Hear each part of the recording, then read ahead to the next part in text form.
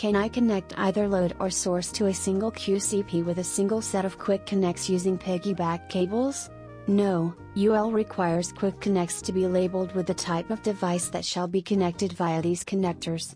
If a connection is required for either load or source connections, a dual-purpose QCP should be used. Dual-purpose units provide separate sections that allow for connections to load bank and generator. An interlock should be used to prevent the connection of both perm gen and portable gen at the same time.